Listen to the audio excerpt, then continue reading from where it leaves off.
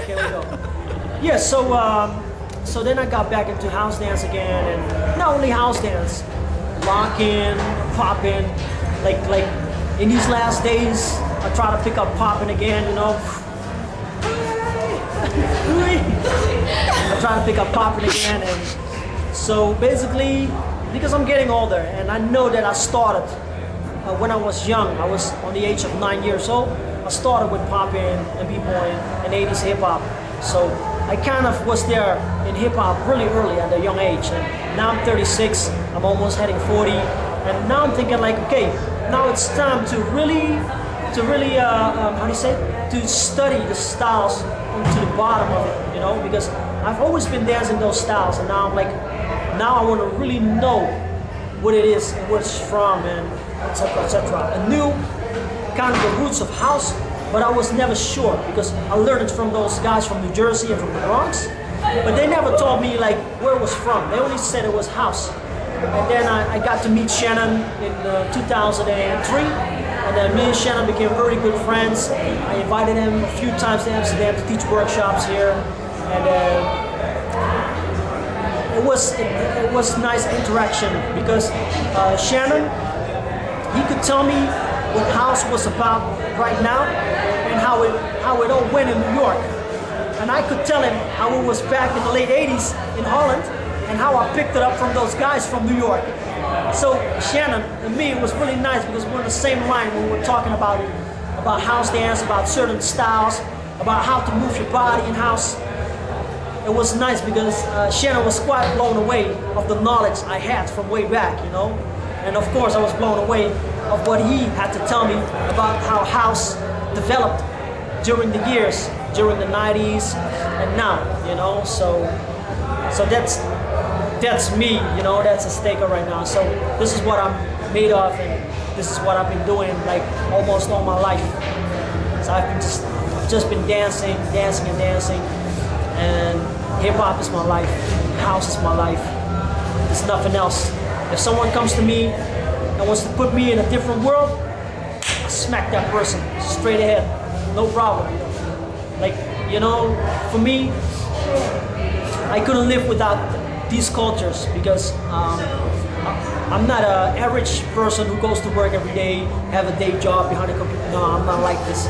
My life has always been, I've always been rapping, always been producing, always dancing. So for me, these cultures is my heart. It means so much to me, and I'm so glad that nowadays that the house dance culture has grown so big that it's even in St. Petersburg, it's even in Siberia, you know? It's crazy. It's not even there, it's even in Asia, it's even in Brazil. It's crazy, and I'm so happy that the underground culture remains underground. It remains raw, you know? It's like what Busta Rhymes said, everything remains raw. And that's the same with house dance and hip hop and locking and popping. It remains raw. The core stays the same. The foundation will never change. It will be like that. People will build on top of that. So the younger generations, they will take it and they will even go crazy with it. So that's what I have to say about house here in Holland and about house dance in Holland. Not only house, but also hip hop and b-boy. So.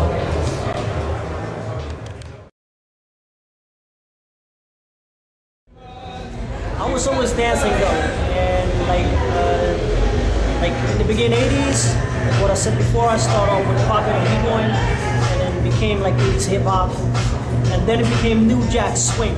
And in that era, my mom is a musician, and then she was asked to go on tour with the first house singer from New Jersey called La Diva. And then I was a little boy, I was like 15 back then, you know, and then my mom took me on a tour because I was the youngest of the children at home. And she knew I was always making music and I was always dancing, so she thought it would be very interesting for me to come with her on tour. And so I went with my mom and I saw the shows that they were doing, and that's how I kind of met house music and house dance, because she had 3 dancers called by the name of Sharif, Melvin, Darnell, and they were like I think second generation house dancers from New Jersey. And basically we were kind of dancing the same style. I mean, I was like new jacking, and they were using the same movements, but then it had a different touch to it, a different flow. And then I asked them what style it was, and then they told me it was house dance. So that's how I came in contact with house, and that was in, let me see, that was in 1990.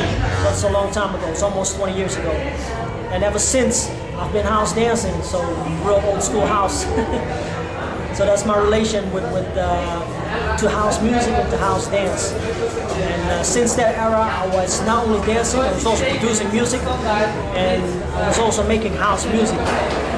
For example, the DJ who's playing up here, Casey the Funkaholic, he was always one of the DJs who played for us in the clubs. So when I was about 16, 17, we used to go out to all the house parties in Holland, and we used to get down on the floor. And most of the people didn't understand what we were doing. They were saying, hey, you're breakdancers, you're hip-hoppers, but they didn't know it was house dance back then. And it was just me, it was John, it was Murph, and it was Vespa.